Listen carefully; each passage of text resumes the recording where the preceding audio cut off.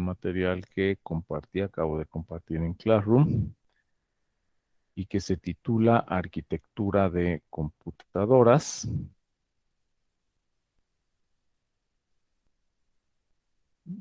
Déjenme compartir el archivo en un minuto.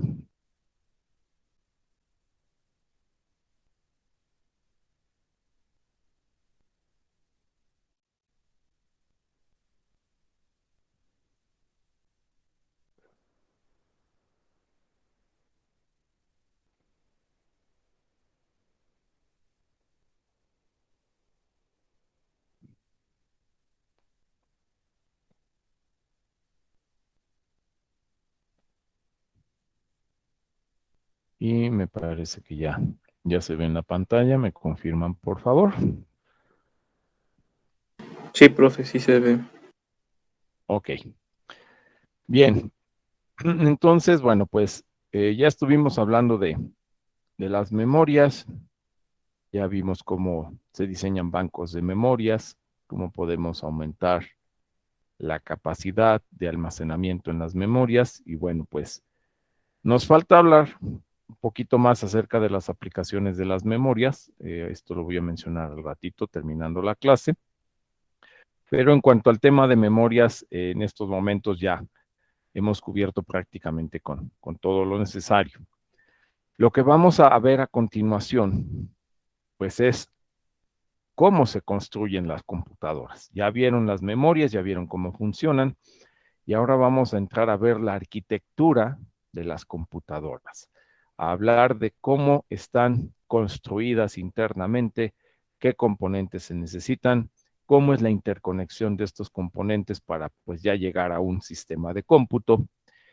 Y obviamente, pues en cualquier computadora vamos a tener memorias y vamos a tener microprocesadores, además de otros componentes. Entonces, bueno, ¿a qué nos estamos refiriendo con la arquitectura de las computadoras? Cuando se habla del término arquitectura de las computadoras, nos estamos refiriendo a la descripción de qué componentes se utilizan en una computadora y cómo están interconectados entre sí. Todas las computadoras, todas, sin importar qué arquitectura utilicen, todas van a utilizar tres elementos en común, que son el microprocesador, que el día de hoy vamos a ver qué es, hoy vamos propiamente a definir qué es un microprocesador, la memoria, que va a ser memoria de tipo RAM y tipo ROM, y las interfaces de comunicación o puertos de entrada y salida, que son el medio a través del cual la computadora se comunica con el mundo exterior. Las puertas o puertos de entrada y salida son los dispositivos a través de los cuales el sistema de cómputo va a intercambiar información con el mundo exterior.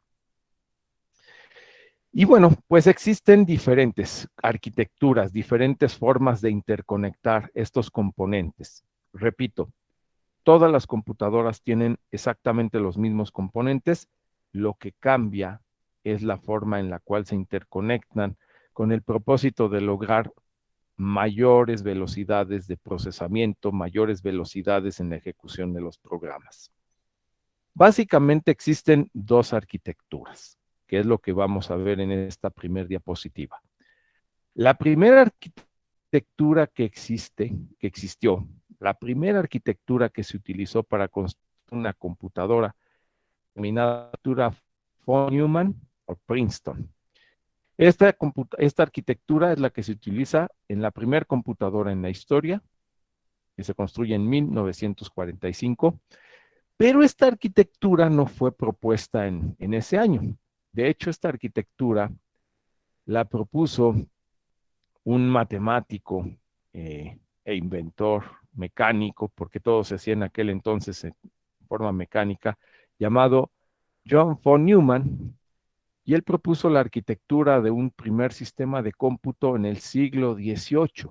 Así que la idea de las computadoras no es relativamente nueva. Desde el siglo XVIII, este matemático e ingeniero alemán John von Neumann ya había propuesto cómo se podía construir una computadora, pero la propuso desde un punto de vista teórico. él dijo qué componentes se tenían que utilizar, precisamente memorias o una unidad de procesamiento, pero para ese entonces, pues la tecnología solo permitía que estos componentes se hicieran mediante dispositivos mecánicos, mediante engranes, mediante palancas, eran calculadoras mecánicas, y bueno, pues realmente era muy difícil, muy complicado llegar a construir una computadora utilizando únicamente elementos mecánicos. De tal forma que prácticamente esta propuesta de arquitectura que hizo John von Neumann en el siglo XVIII quedó archivada, quedó guardada en la historia, y no fue sino hasta que surgen los semiconductores, hasta que surge la electrónica como tal, hasta que surgen los primeros circuitos digitales, los circuitos lógicos, que entonces la idea de von Neumann se retoma y se comienzan a construir ya las computadoras electrónicas, tal y pues bueno, no como las conocemos hoy en día, pero sí utilizando todos los modelos, todos los componentes que él propuso en el siglo XVIII, pero utilizando componentes electrónicos. Y es así como surge en 1945 la primera computadora basada precisamente en esta arquitectura o en este modelo llamado von Neumann. ¿Cuál es la característica que tiene básicamente esta arquitectura? Que las instrucciones y los datos de los programas que se van a ejecutar comparten una misma área de almacenamiento. Es decir, las instrucciones y los datos se almacenan en el mismo lugar, en la misma memoria, y no se puede accesar a ellos simultáneamente. Es decir, se puede estar leyendo o accesando instrucciones o a los datos, pero se tiene que hacer en tiempos diferentes. No se puede estar simultáneamente accesando a datos e instrucciones. Esa es la principal característica de von Neumann. Y bueno, esto es seguramente bien, les va a recordar lo que hemos visto con las memorias. Cuando hicimos un banco de memorias, para aumentar el número de localidades o registros, usamos un decodificador y dijimos, se puede accesar o se puede habilitar cada una de las memorias por separado, pero no podemos leer o habilitar dos memorias al mismo tiempo. Bueno, pues esto es porque precisamente es parte de los requisitos de la arquitectura von Neumann, el accesar a instrucciones o a datos, pero en tiempos diferentes, no simultáneamente. Eso es por la arquitectura von Neumann. Hay otra arquitectura más reciente, más moderna, que es la denominada arquitectura Harvard. Harvard porque precisamente es en esta universidad donde se propone y se desarrolla, y en la cual el almacenamiento de las instrucciones y los datos se realiza en dispositivos de memoria diferentes.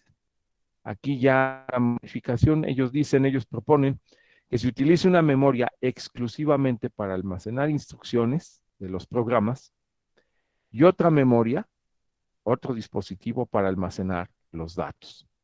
Pero además la característica es que estas memorias, aunque sean circuitos separados, la unidad de procesamiento, el CPU, va a poder accesar simultáneamente a esas dos memorias, que es lo que menciono en el último párrafo.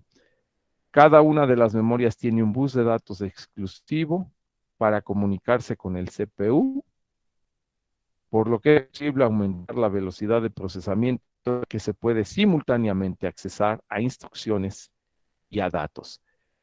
Traducido esto en física electrónica, en circuitos electrónicos, significaría que en la arquitectura Harvard se pueden estar accesando simultáneamente a dos memorias. Se puede estar leyendo en una memoria instrucciones y se puede estar en otra memoria leyendo o escribiendo datos. Pero para que esto sea posible, para que se pueda estar accesando simultáneamente a dos dispositivos de memoria, se tiene que usar un bus de datos diferente, un bus de datos por cada memoria. No lo podemos hacer con un solo bus de datos porque existiría colisión. Entonces, en la arquitectura Harvard se puede accesar simultáneamente a dos memorias diferentes, pero porque tenemos múltiples buses de datos, uno por cada memoria. Por eso a esta arquitectura se le llama arquitectura multibus. Y si puedo estar simultáneamente leyendo instrucciones y datos, pues eso aumenta la velocidad de ejecución de los programas. Así que esa es la innovación, esa es la mejora que tiene la arquitectura Harvard con respecto a von Neumann, en donde ahí no puedo acceder simultáneamente a datos e instrucciones, ahí lo tengo que hacer una u otra, pero no al mismo tiempo. Bueno, ¿qué comparten en común estas arquitecturas? Y en principio hablemos de la arquitectura von Neumann, que fue la primera que surgió en la historia. ¿Qué es lo que contenemos en una arquitectura von Neumann, en una computadora con este tipo de arquitectura? Bueno, vamos a tener la memoria, que ya la conocen, memoria RAM y memoria ROM, en cualquiera de sus variantes. Podemos tener E cuadrada PROM, EPROM, RAM estática, RAM dinámica, cualquiera de ellas, en general, hablamos de memoria. Este es el elemento nuevo que vamos a ver a partir del día de hoy, el CPU. CPU, que es unidad central de procesamiento, ¿sí? Que es la parte encargada de ejecutar todas las instrucciones de un programa. Cuando ustedes en un programa codifican una operación suma, una resta, una multiplicación, un transferir datos hacia la pantalla o un leer datos desde el teclado, quien se encarga de interpretar, de identificar esas instrucciones y llevar a cabo esas tareas, de ejecutar las instrucciones, es la unidad central de procesamiento o CPU, ¿sí? Esta es la parte inteligente, la parte que se encarga de ejecutar todas las tareas que ustedes programan en sus códigos. Noten que este CPU, para funcionar, quiere de algo que tenemos aquí arriba. Y apenas si se alcanza a ver, pero ese bloquecito que en este momento estoy señalando es un bloque de reloj, un circuito de reloj, un circuito encargado de enviar pulsos.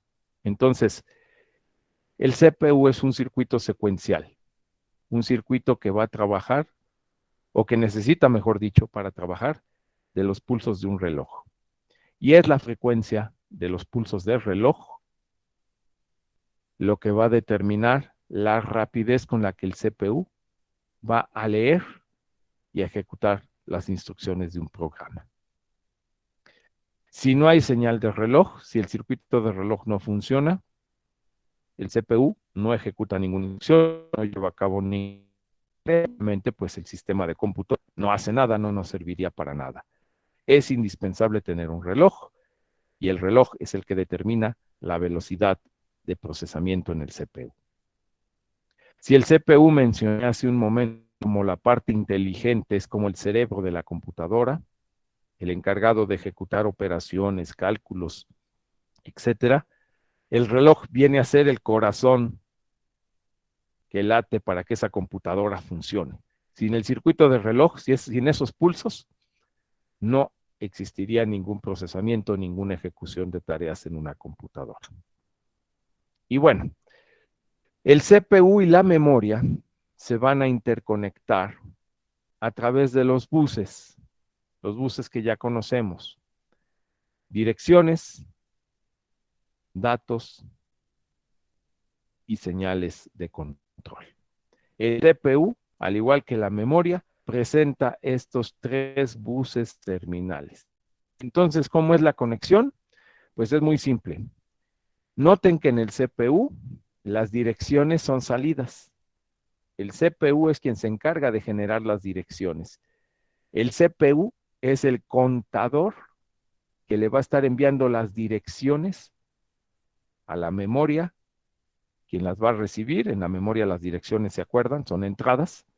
Entonces, el CPU, aquí hay un contador dentro del CPU, un contador como el que han usado en sus prácticas, un contador que envía la dirección a la memoria para decirle en qué localidad quiere leer o escribir datos el CPU. Entonces hay un bus de direcciones, en el CPU ese bus es salida, en la memoria son entradas. Ese contador que genera las direcciones en el CPU es el que precisamente necesita para funcionar.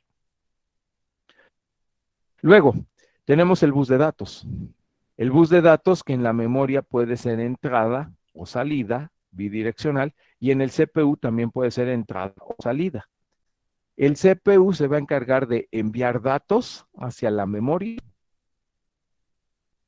cuando quiere escribir o guardar en ella información. Pero el CPU también va a leer la memoria, puede leer las instrucciones o los datos que guarde y recibirlos. Así que el CPU tiene un bus de datos que también es bidireccional, que puede recibir la información que lea de la memoria o puede enviar información para escribir, para guardar en la memoria. El bus de datos es bidireccional. Pero al igual que en la memoria, en el CPU el bus de datos puede leer o escribir, pero en tiempos diferentes. No puede al mismo tiempo estar enviando y recibiendo información. No puede al mismo tiempo ser entrada y salida. Tiene que ser entrada en un instante, salida en un instante diferente, el bus de datos del CPU. Y va conectado al bus de datos de la memoria. Y por último, las señales de control que se van a enviar a la memoria. ¿Recuerdan cuáles son esas señales? Lectura, escritura y habilitación. Cuando el CPU quiere hacer una operación en la memoria, tiene que habilitarla, obviamente. Tiene que enviar una señal de control para habilitar o seleccionar a la memoria en la cual quiere trabajar. Y una vez que habilita a la memoria, entonces le tiene que indicar a través de las señales de control qué operación quiere hacer en ella. Si quiere leer o si quiere escribir datos. Y le tiene que enviar, obviamente, una dirección para indicar en cuál de todos los registros quiere hacer esa operación de lectura o escritura. Todo eso lo dirige el CPU y entonces, bueno, pues se va a conectar, tiene los mismos buses de la memoria, se va a conectar a la memoria a través de los buses de direcciones, de datos y de control. ¿Alguna duda, alguna pregunta hasta aquí?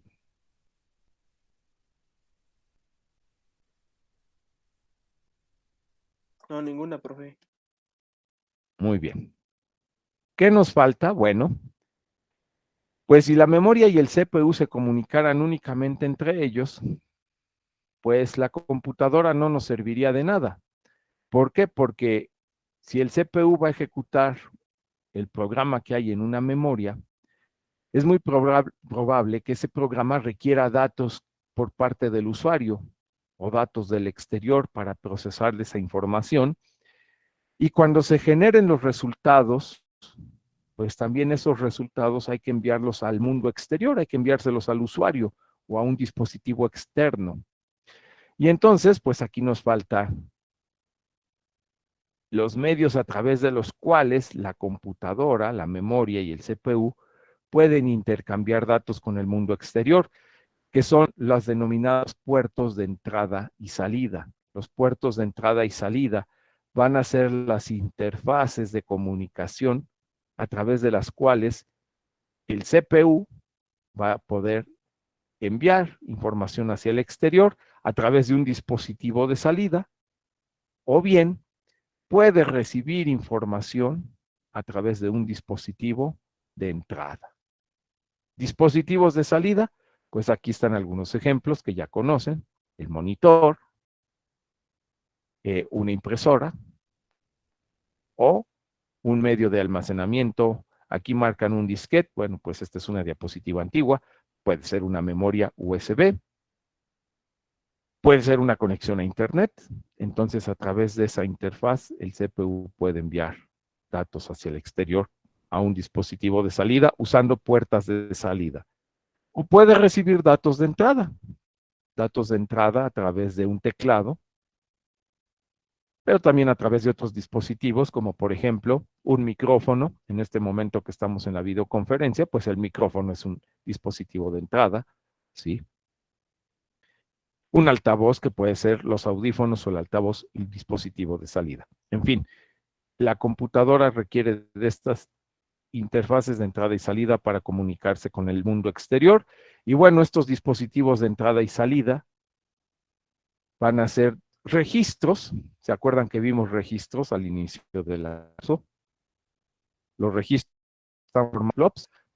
Pues esos registros son los dispositivos de entrada y salida. Se usan registros para guardar los datos que se van a mandar al exterior y también se usan registros para almacenar los datos que se reciben del exterior.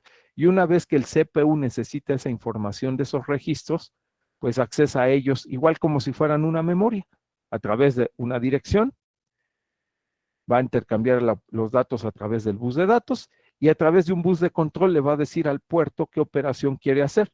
Si el CPU quiere enviar un dato, va a escribir, o si el CPU quiere leer un dato de entrada, pues va a leer alguno de estos registros. Estos registros van a trabajar de forma muy parecida a los dispositivos de memoria.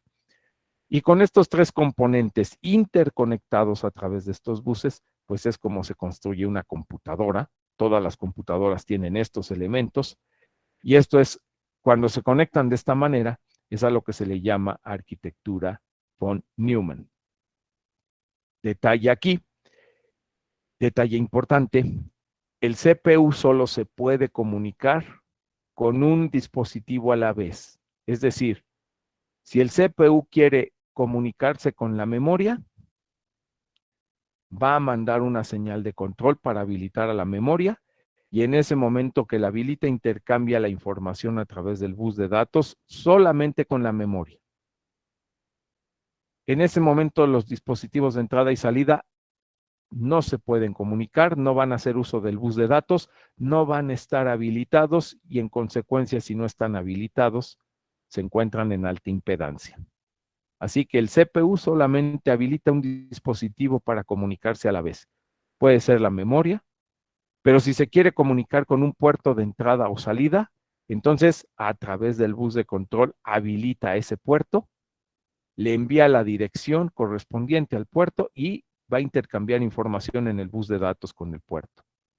Pero en ese momento inhabilita la memoria para que no interfiera y se vaya a alta impedancia. Entonces, recuerden el principio fundamental de von Neumann y es el CPU puede comunicarse con los periféricos o con la memoria, pero solamente con un dispositivo a la vez. No puede accesar o comunicarse con más de uno de ellos al mismo tiempo. ¿Ok? Y para hacer eso, para habilitar solo un dispositivo a la vez, el CPU, pues va a requerir de un decodificador, como lo hemos visto desde el inicio del curso. Se necesita un decodificador para ir habilitando un dispositivo a la vez. Y entonces aquí en la diapositiva 3, estos ya son mis garabatos en el pizarrón, ¿verdad? Aquí ya vemos con más detalle qué hay dentro de esa arquitectura von Neumann. Y lo que vamos a tener es que en el bloque, que hace rato se llamaba memoria, vamos a tener ROM, vamos a tener RAM, vamos a tener aquí las puertas de entrada y salida. Y aquí estoy mostrando algo que se llama decodificador de direcciones. Este decodificador es el que vean, se va a encargar a través de sus salidas de ir al chip select, ya sea de los puertos, de la RAM o de la ROM. Este decodificador de direcciones es el que se encarga de seleccionar o de habilitar por separado a cada uno de estos dispositivos. ¿Cómo se habilita o cómo los va a habilitar? Bueno, se generan las direcciones en el CPU. Aquí, este es el CPU. Se generan las direcciones y dependiendo de la dirección que esté enviando el CPU, hay un rango de direcciones que habilita la ROM, hay un rango de direcciones que habilita la RAM y hay un rango de direcciones donde se encuentran los puertos de entrada y salida. Dependiendo de la dirección de entrada, pues es el dispositivo que se va a habilitar y con el cual se va a comunicar el CPU. Aquí ya muestro con detalle que el CPU se comunica con las memorias y los puertos a través de un bus de datos, que estoy aquí marcando en color azul. Ese bus de datos se conecta a las terminales I/O de los puertos, de la RAM y de la ROM. es bidireccional y es de M bits. M bits. Y aquí viene el primer punto que vamos a ver el día de hoy. El CPU.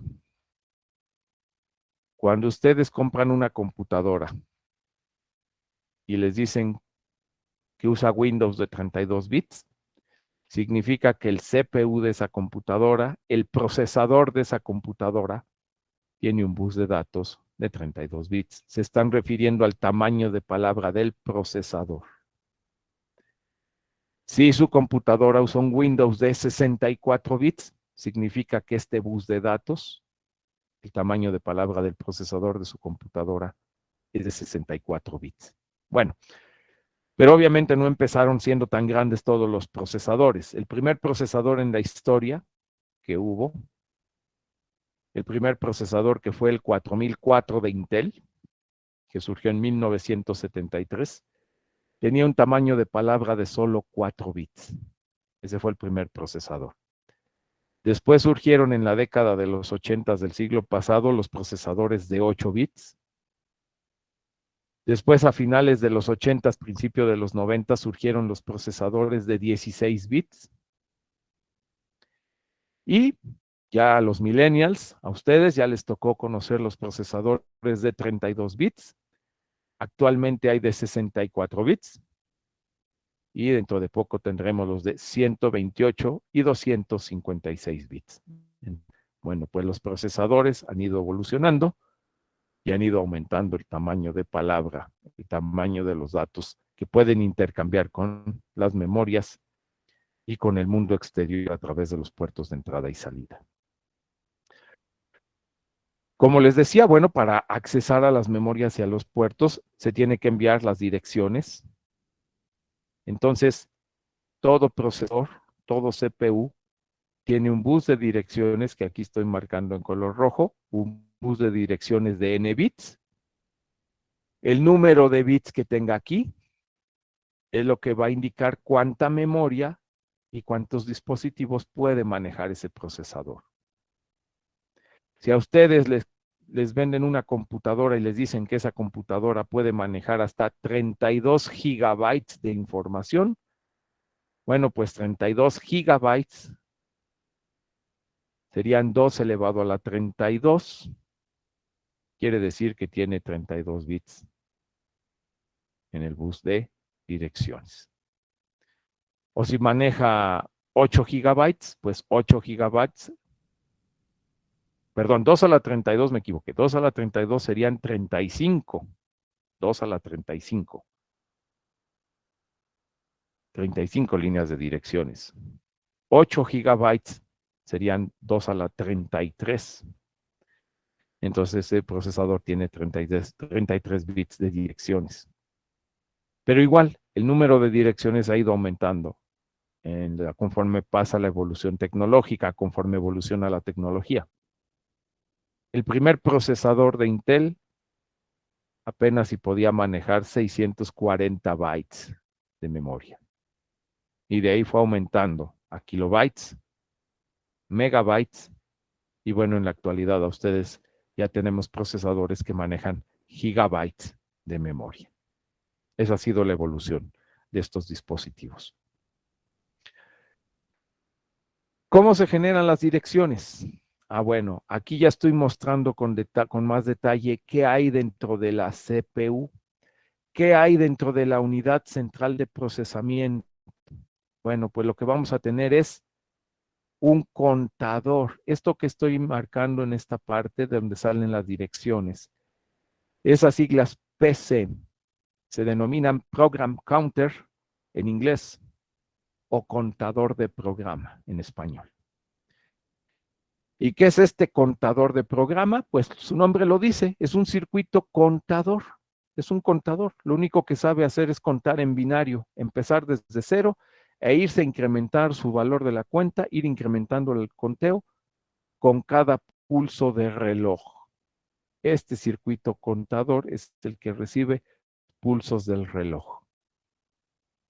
Y bueno, vemos, pues la velocidad a la cual va a contar, la rapidez a la cual va a contar, va a depender de la frecuencia de lo que recibe.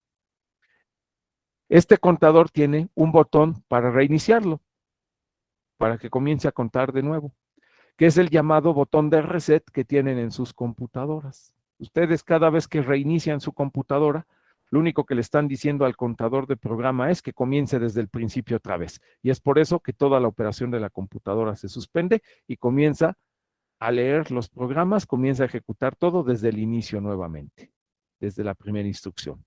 Entonces, este contador es el que recibe el reloj, que determina la velocidad a la cual va a estar leyendo instrucciones el procesador en los dispositivos, y es el que tiene el botoncito de reinicio para comenzar la ejecución desde un principio. ¿Qué más tenemos dentro del CPU?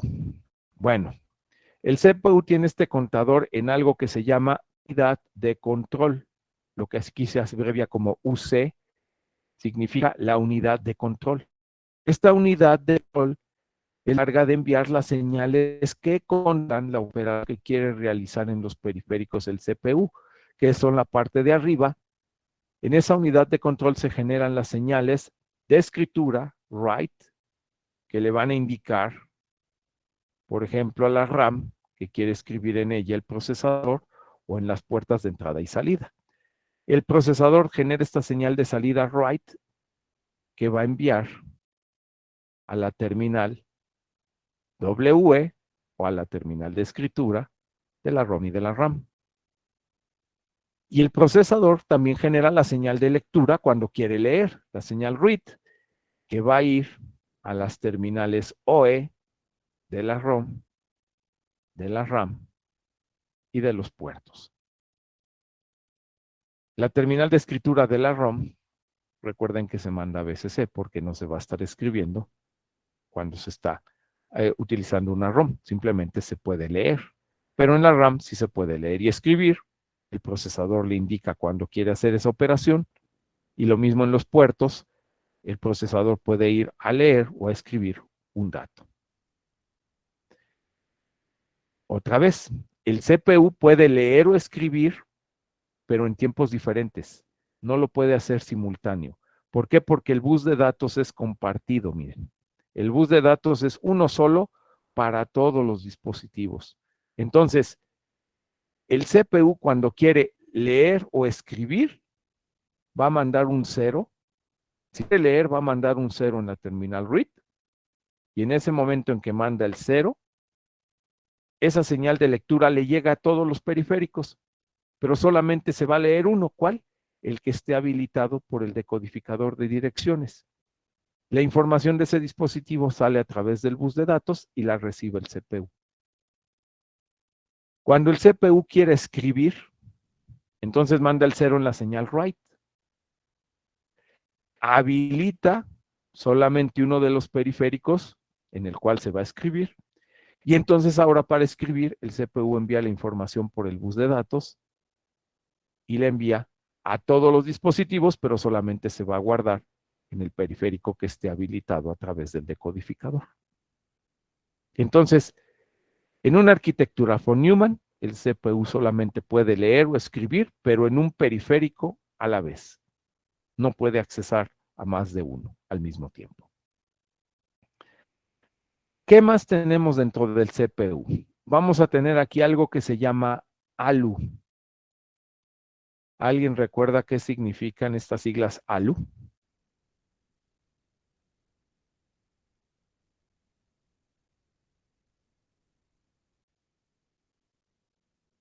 ALU significa unidad aritmética y lógica. Está en inglés, por eso comienza con la parte de Arithmetic and Logic Unit, pero es unidad aritmética lógica. Esta unidad aritmética y lógica es la que se encarga de realizar, como lo dice su nombre, todas las operaciones que impliquen cálculos aritméticos, sumas, restas, multiplicación, u operaciones lógicas, operaciones AND, OR, XOR. La unidad aritmética lógica está formada por circuitos sumadores, restadores, por compuertas, que ustedes vieron en el semestre anterior. Y por último tenemos algo que se le llama SFR, o registros de función especial. Special Function Registers o registros de función especial, que son registros que utiliza el CPU para almacenar información que necesita para su operación, ¿sí? Entonces, un CPU, una unidad central de procesamiento o un procesador, como le vamos a llamar de aquí en adelante, procesador o CPU, está formado de 3 bloques: registros de función especial, unidad aritmética y lógica y unidad de control. Y en esta unidad de control se encuentra el contador de programa, el circuito que genera las direcciones. ¿Alguna duda, alguna pregunta hasta aquí, jóvenes?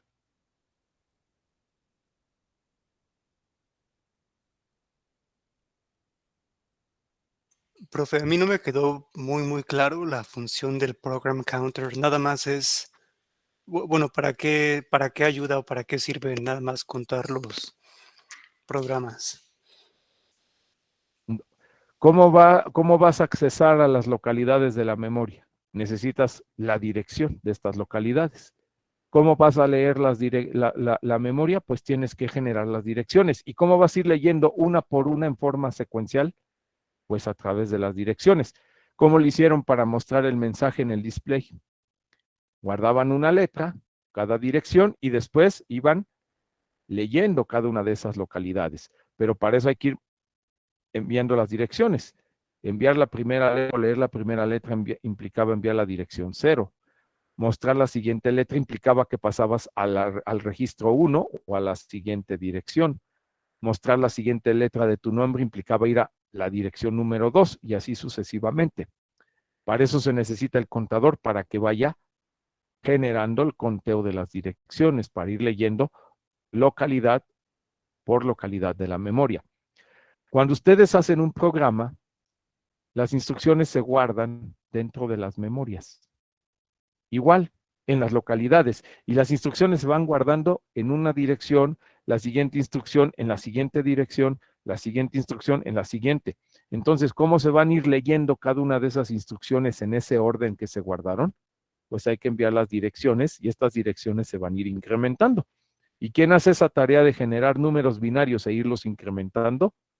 Pues el contador de programa. ¿Qué tan rápido voy a ir leyendo o va a ir accesando a esas direcciones y va a ir leyendo instrucciones? Pues va a depender de qué tan rápido cuente este circuito contador de programa, que es lo que define o determina la frecuencia del reloj. ¿Ok?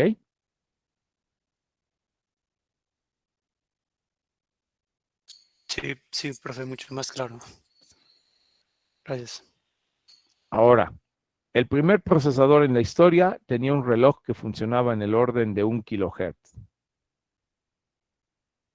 Igual, todos los procesadores han ido evolucionando para aumentar las velocidades y de kilohertz pasaron a megahertz y actualmente pues las computadoras usan procesadores con relojes del orden de gigahertz.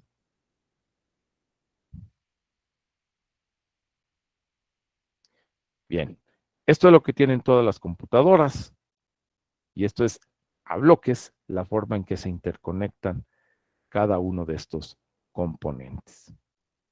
Repito, la parte inteligente, la parte que se encarga de leer las instrucciones y ejecutarlas es el CPU.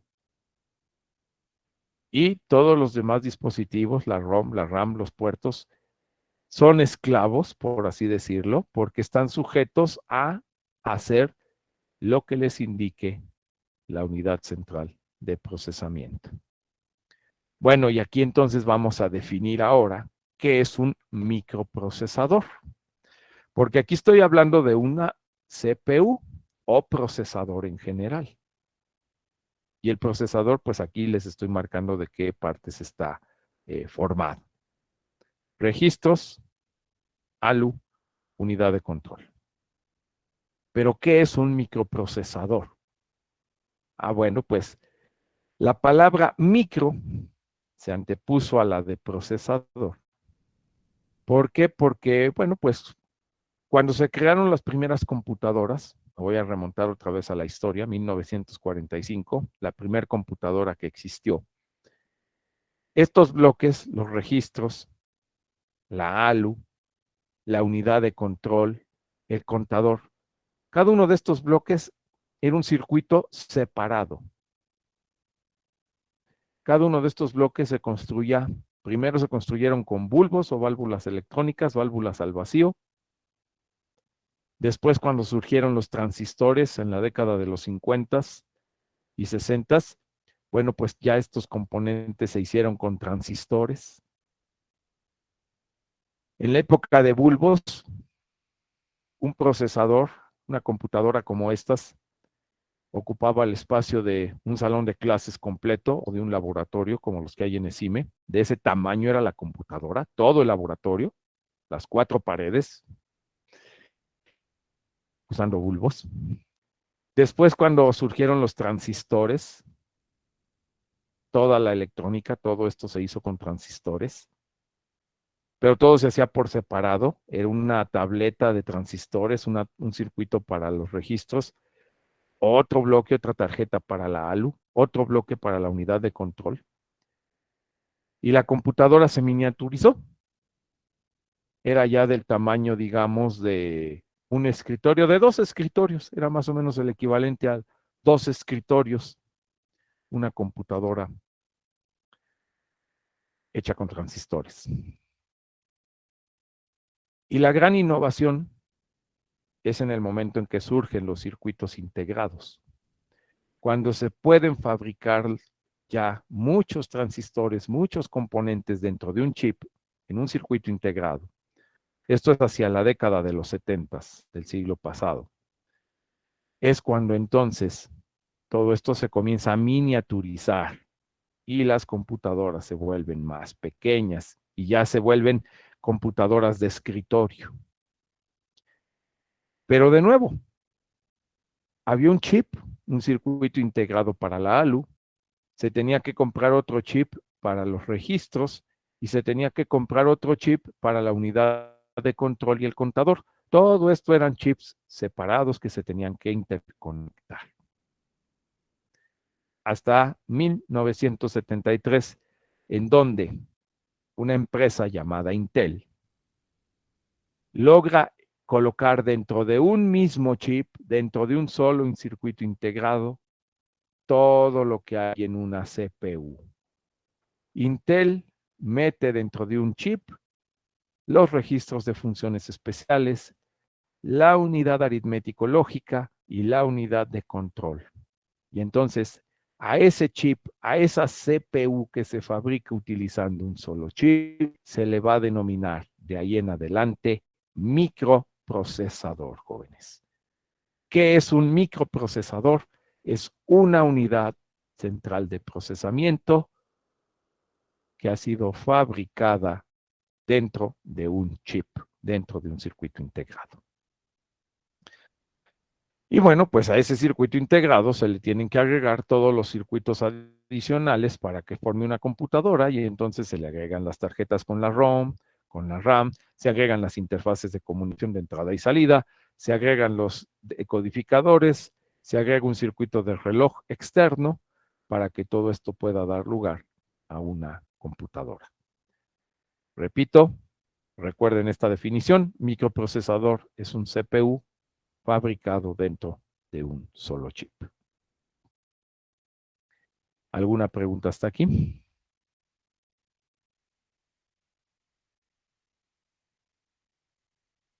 No. Bueno. Pero el avance tecnológico no se queda en eso. El avance de la miniaturización de los componentes va aumentando.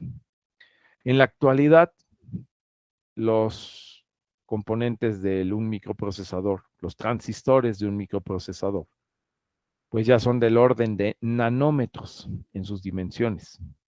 Un nanómetro estamos hablando de 10 a la menos 9 metros o 10 a la menos 6 milímetros, una millonésima de milímetro. De ese tamaño son los transistores que utilizan los procesadores actuales. Cuanto más pequeños se pueden hacer esos transistores, pues puedo agregar más hardware y puedo hacer más complejo el hardware y puedo colocar más bits en los buses. Y entonces eso hace que los procesadores pues vayan haciéndose más complejos y más complicados en su fabricación. Actualmente tienen miles de millones de transistores, un solo microprocesador en su interior. Y conforme se va miniaturizando, les repito, pues todo esto se va haciendo más pequeñito. El siguiente avance tecnológico consistió en colocar dentro de un solo chip todo lo que tenemos en esta diapositiva. En el momento que dentro de un chip, dentro de un circuito integrado, vamos a tener el procesador, memoria ROM, memoria RAM, puertos de entrada y salida y el circuito de reloj dentro del chip, en el momento en que todo lo que aparece aquí se fabrica dentro de un solo chip, a ese dispositivo, a ese chip se le denomina microcontrolador.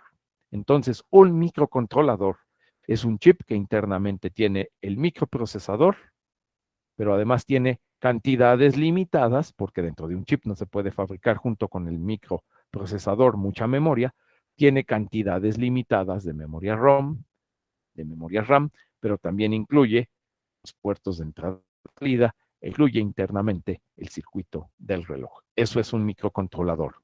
Todo esto fabricado dentro de un solo chip. ¿Ok? ¿Alguna pregunta? ¿Alguna duda?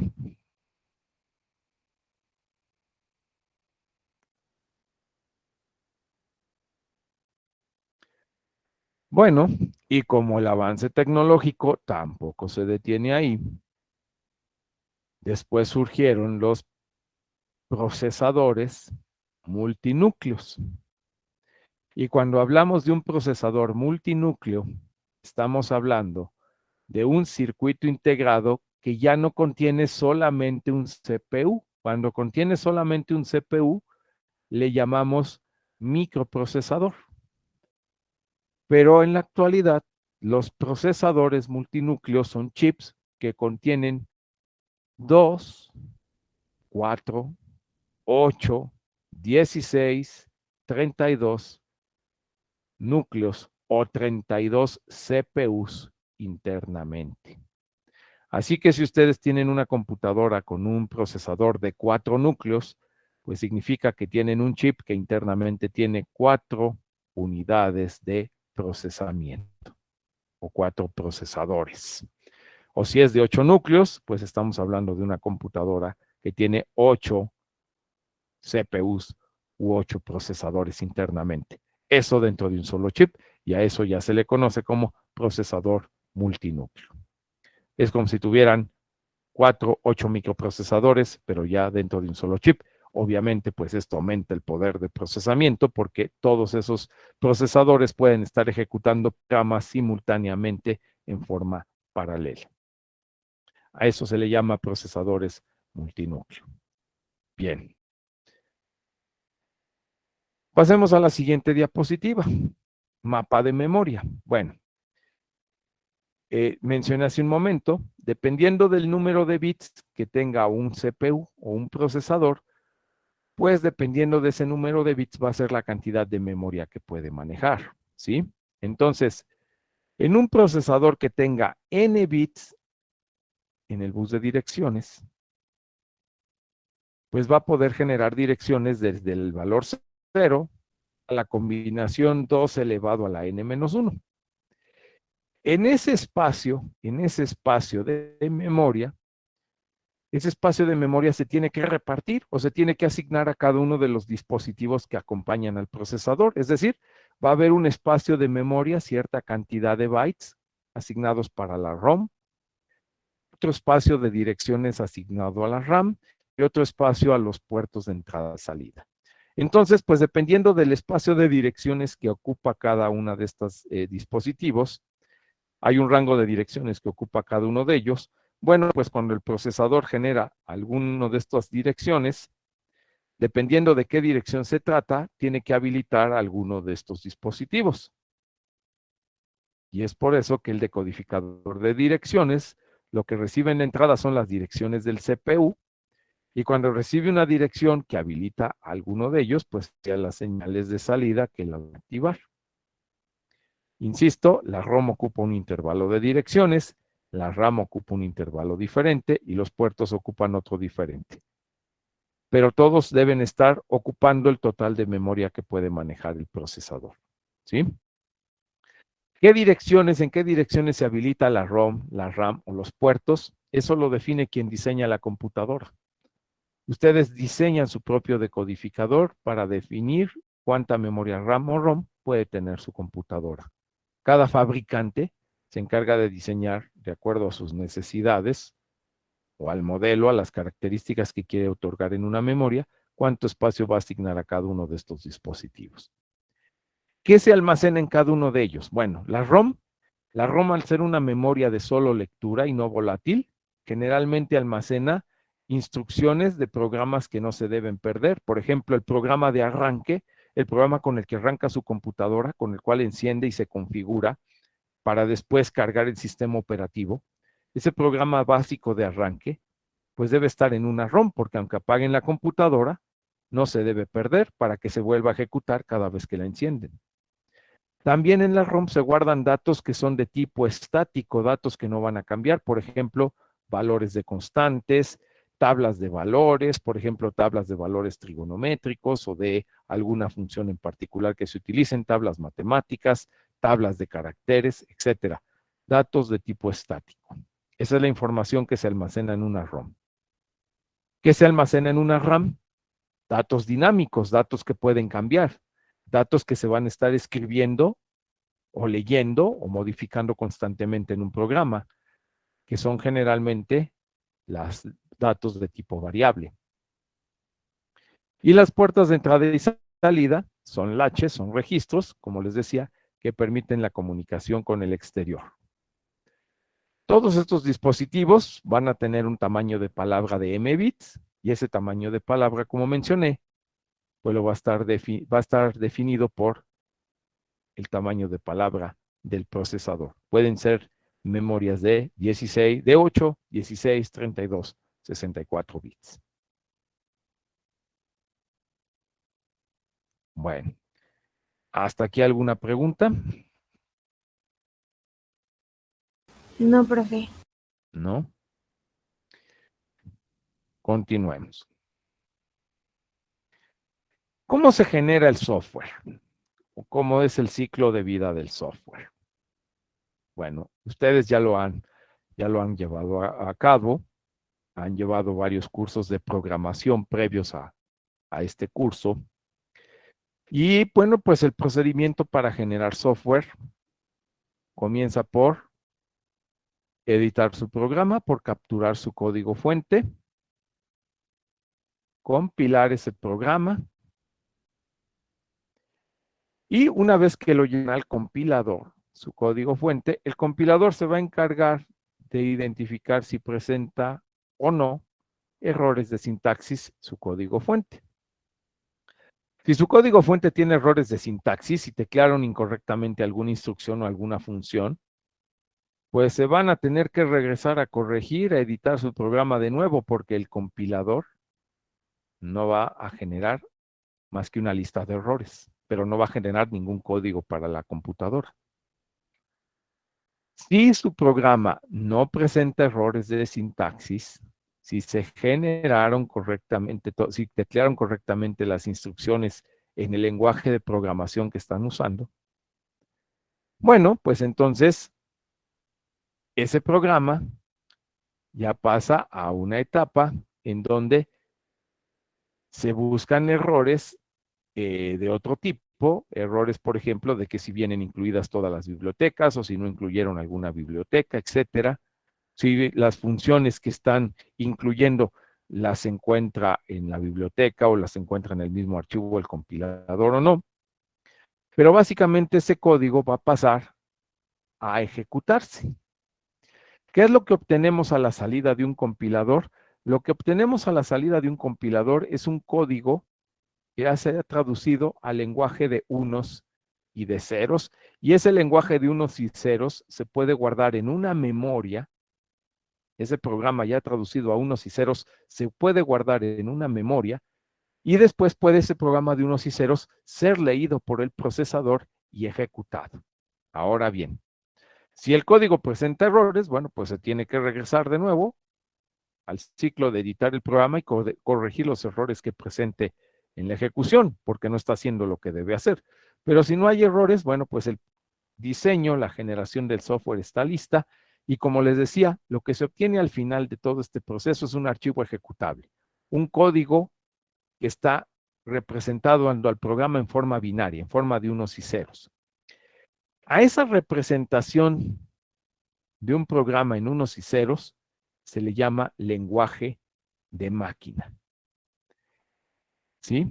Y el compilador, la tarea de los compiladores es precisamente traducir las instrucciones de un lenguaje de programación, por ejemplo C++ o C# o Java, traducir las instrucciones de ese lenguaje de programación a su representación en lenguaje de máquina en unos y ceros para que se pueda guardar en la memoria y para que lo pueda ejecutar un procesador. Esa es la tarea del compilador. Entonces, cuando ustedes aprenden un lenguaje de programación, lo que aprenden es las instrucciones de ese lenguaje, pero el compilador lo que hace es representar esas instrucciones en un lenguaje que pueda entender los circuitos, que son los unos y ceros. Ahora bien, cada procesador, y aquí viene un punto importante, cada procesador tiene un conjunto de instrucciones propio. Es decir, cada microprocesador representa las instrucciones de los programas de diferente manera. Un procesador de Intel, por ejemplo, representa las instrucciones de suma y resta con ciertos números binarios.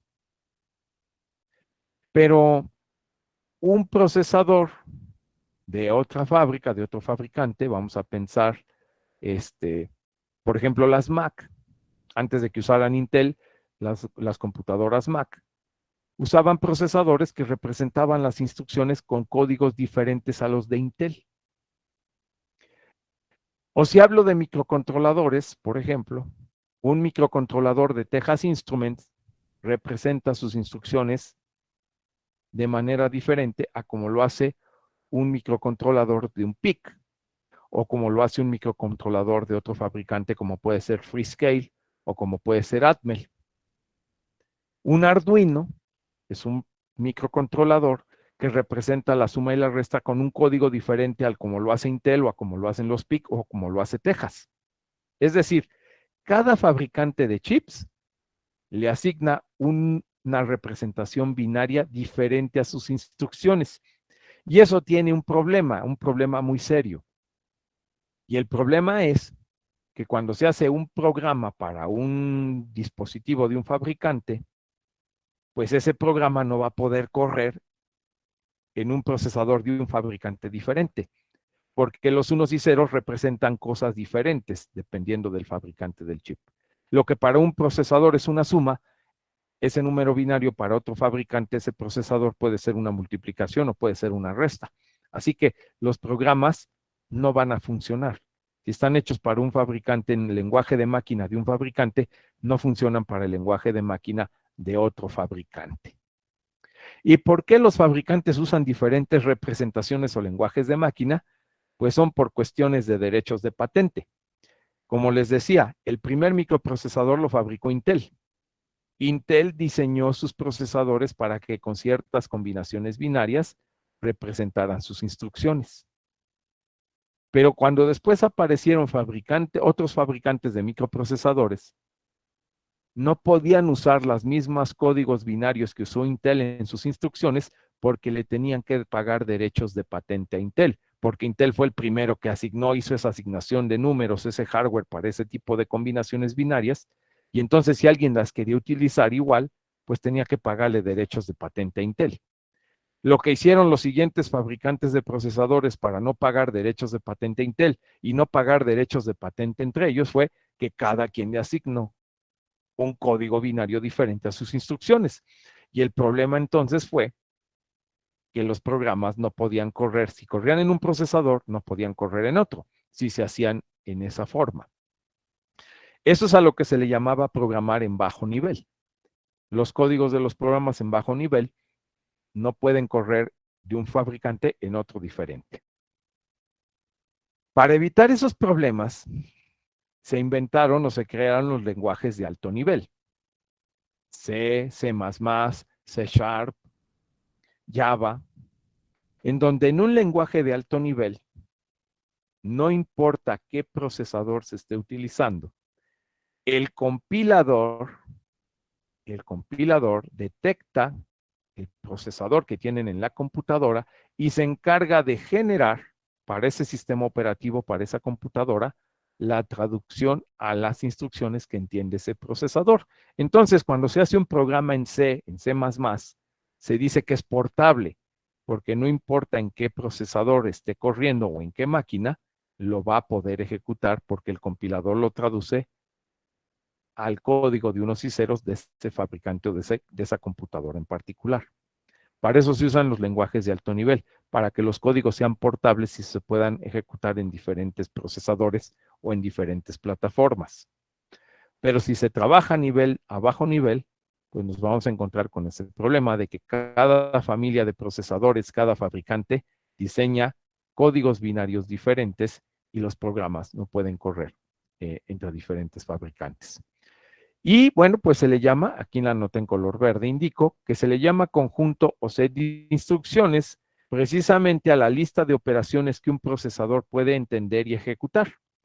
Un procesador está limitado, dependiendo del modelo, a hacer cierto número de instrucciones, cierto número de tareas. No pueden hacer todo.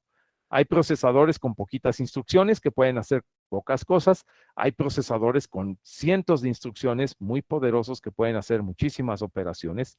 Y bueno, la lista o set de instrucciones de un procesador la proporciona cada fabricante y en ella nos dice cuántas operaciones, cuántas instrucciones y qué operaciones puede hacer con sus instrucciones el procesador. Y en esa lista indica también la combinación binaria que representa a cada una de esas instrucciones el fabricante. Entonces, bueno, en resumen, aquí lo importante es que cuando ustedes capturan un programa y lo compilan, el compilador se encarga de traducir las instrucciones del lenguaje de programación que estén utilizando a una representación de unos y ceros, a un código en lenguaje de máquina. Ese código en lenguaje de máquina se puede guardar en las memorias y una vez que está guardado en las memorias, el CPU lo que va a hacer es ir a leer cada una de esas instrucciones y ejecutarla y a generar los resultados correspondientes. Un CPU lo único que sabe hacer es eso, es ir a la memoria, leer una instrucción, ejecutarla y una vez que termina de ejecutar esa instrucción, incrementar el contador para ir a la siguiente dirección, tomar la siguiente instrucción, ejecutarla y así sucesivamente. Con cada vez que el procesador se incrementa el conteo de direcciones, va a leer las siguientes instrucciones de un programa y está ejecutando y generando los resultados de esas instrucciones. No sabe hacer otra cosa el CPU, más que eso, leer instrucciones, ejecutarlas, incrementar direcciones, leer la siguiente instrucción, ejecutar y así sucesivamente hasta que termine con la ejecución de un programa completo. ¿Ok? Por lo tanto, como decía, ¿qué tan rápido va a ir a leer y a ejecutar las instrucciones? Pues eso va a depender de la frecuencia del reloj. Una computadora que tiene un CPU que trabaja a 1 GHz, por ejemplo, es más lento que una computadora que tiene un procesador que trabaja a 3.3 GHz. Pues obviamente el de 3.3 puede leer y ejecutar más instrucciones por segundo que el CPU o el procesador de 1 GHz. Esa es la razón por la que algunas computadoras son más rápidas que otras, por la velocidad o la frecuencia del reloj que utilicen. ¿Alguna duda, alguna pregunta hasta aquí?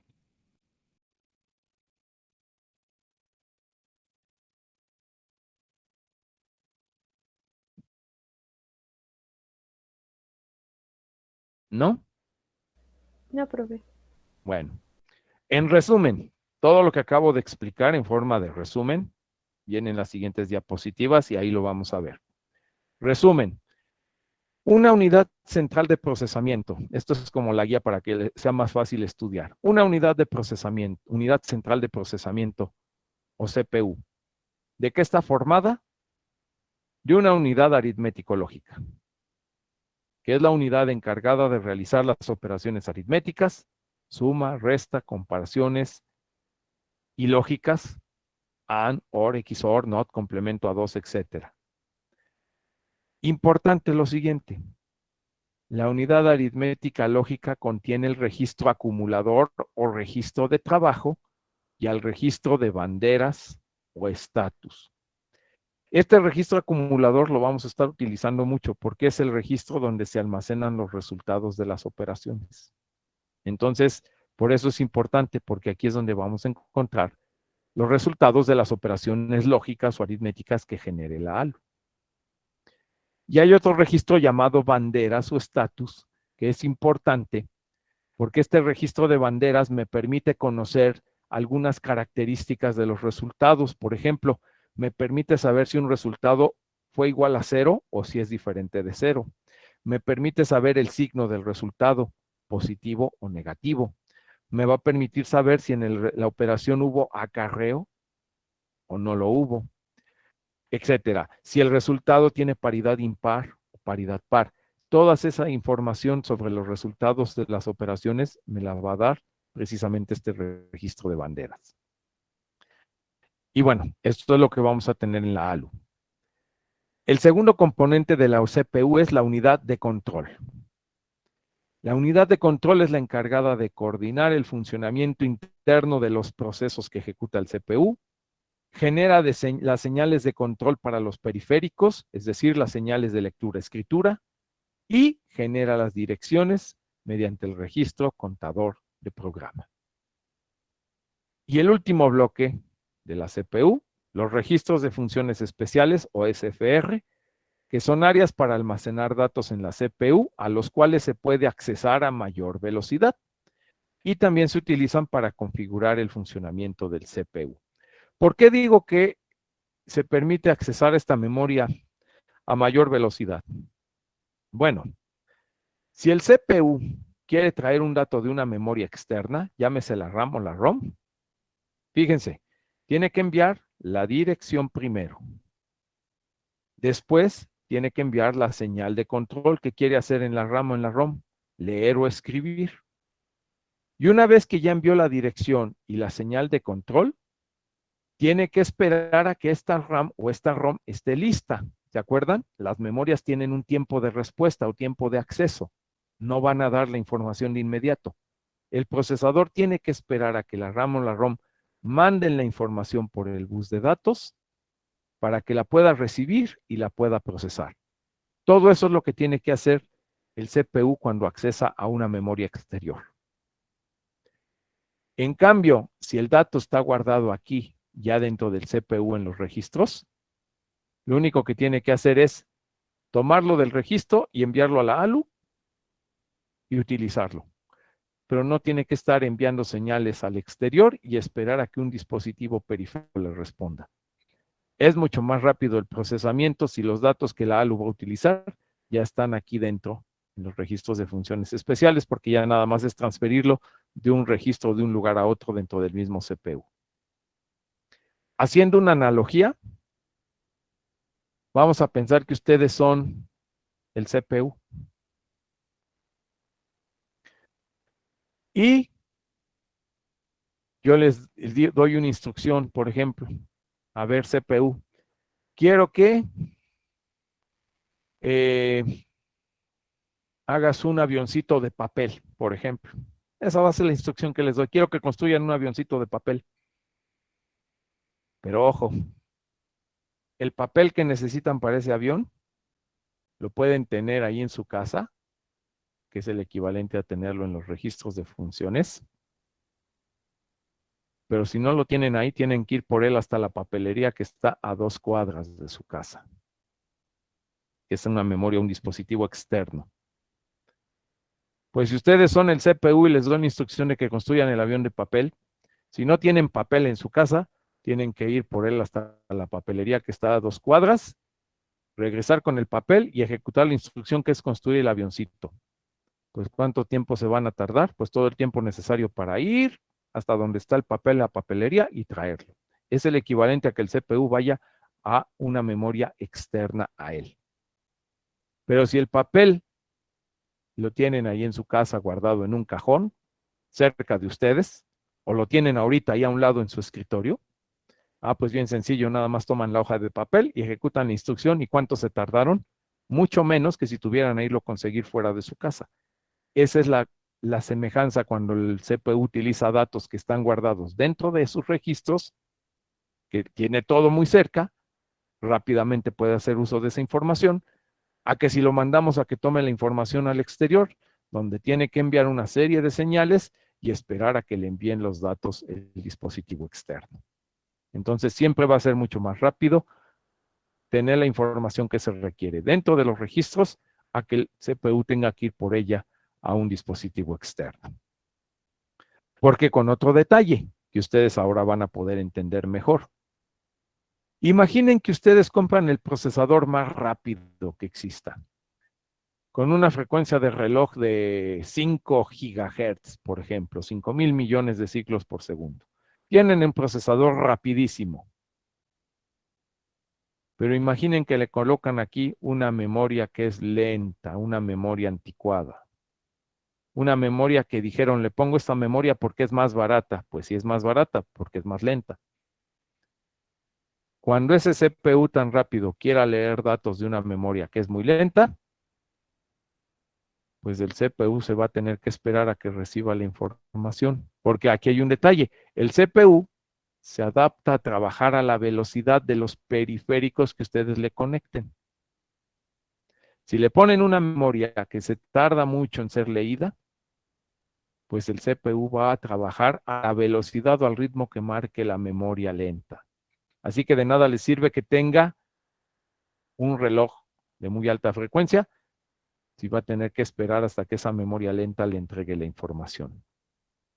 Así que ojo, cuando ustedes compren un equipo de cómputo o quieran actualizar su computadora, si alguien dice, le quiero poner un procesador más rápido a mi computadora, tiene que cambiar también la memoria por una memoria más rápida. Porque si compran un procesador muy rápido y le dejan una memoria lenta, no va a servir de gran cosa porque el procesador va a seguir trabajando a la velocidad que esa memoria lenta le indique. Si quiero sacarle el máximo provecho a un dispositivo más moderno o más veloz, si quiero usar el procesador más veloz, tengo que poner la memoria más rápida. Y eso va a implicar gastar más. Así que hay que ver cuando ustedes quieran comprar o actualizar una computadora, ¿para qué quieren usar ese equipo? Si lo van a usar para aplicaciones donde requieren máxima velocidad, pues ni modo. El mejor procesador y los periféricos o las memorias más rápidas se tienen que comprar. Va a ser un equipo caro, pero va a garantizar el mejor desempeño en velocidad. Pero si lo que necesitan es para una aplicación donde no se requiere mucha velocidad, bueno, pues compren un procesador más económico que va a llevar una memoria más lenta y bueno, pues eso va a ser adecuado para su utilización, para lo que lo necesiten, sin que le tengan que hacer un gasto tan alto. No se trata de que compren siempre la computadora más cara o más rápida. Insisto, todo lo va a definir para qué quieren usar ese equipo de cómputo. Un ejemplo. Si le van a usar esa computadora simplemente para sus tareas, para usar Word, Excel, PowerPoint, para conectarse aquí a la videoconferencia de las clases, bueno, pueden usar un procesador de gama intermedia. Para ese tipo de software no se requiere un procesador de muchos núcleos ni de máxima velocidad. Pero si van a estar trabajando, por ejemplo, con aplicaciones de videos y hacen diseño de videos y se dedican a editar videos, a tomar películas, a hacer grabaciones en video digital, efectos, animaciones, o si quieren estar jugando en línea el juego con mayor resolución que tiene y demás, bueno, pues las aplicaciones de video generalmente son las que requieren más procesamiento y más velocidad. Y si para eso van a querer usar su computadora, pues ahí sí necesitan el procesador más rápido y la memoria más rápida y obviamente un equipo más caro para poderle sacar todo el provecho que se necesita en esas aplicaciones, o no, si no, no les va a servir de mucho. Entonces, ¿cuándo usar un procesador más poderoso? ¿Cuándo usar un procesador más barato? Todo va a depender de las necesidades del cliente, todo va a depender de para qué quieren usar esa computadora, jóvenes. No se necesita siempre lo más caro, ni lo más novedoso, ni lo más rápido. Todo depende para qué vayan a usar esa computadora o ese microprocesador. ¿Ok? Bueno, ¿alguna pregunta hasta aquí? ¿Alguna duda?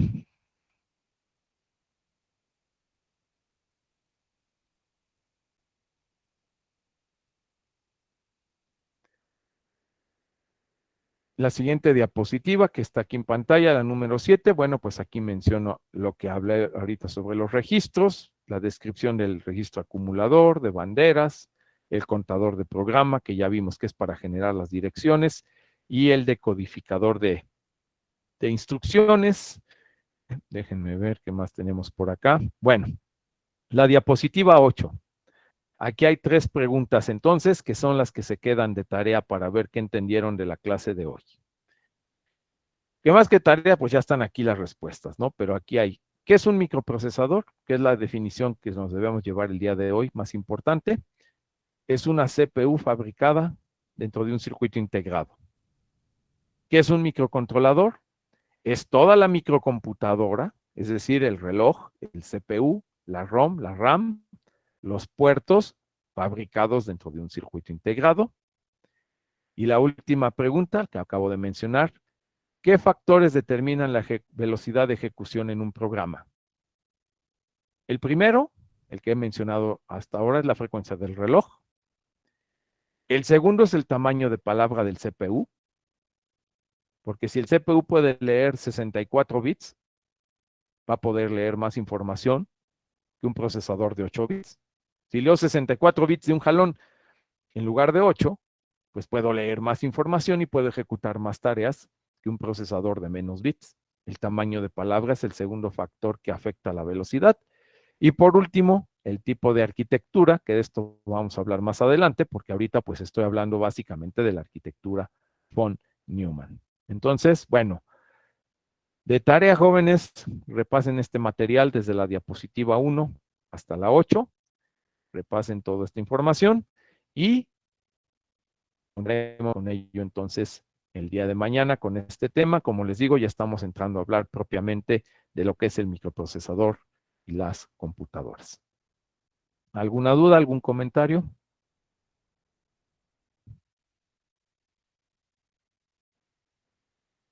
No, profesor. Bueno, repasen ya todo lo que hemos estado viendo sobre memorias, los ejercicios sobre bancos de memorias.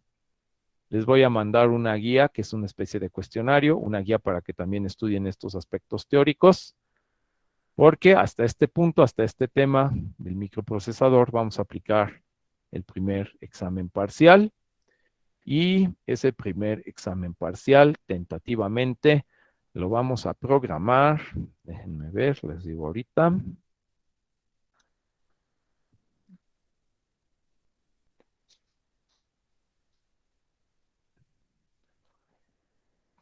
Próximo lunes es 20. El primer parcial lo vamos a programar para el martes 21 de septiembre, de mañana en 8. ¿Ok? Están avisados, jóvenes. Ok, profe, muchas gracias. Bueno, pues sería todo por el día de hoy. Excelente día y nos vemos mañana en clase. Gracias, profe. Hasta luego. Nos Hasta vemos, mañana, profe. profe. Hasta luego. Hasta luego. Hasta luego, profesor.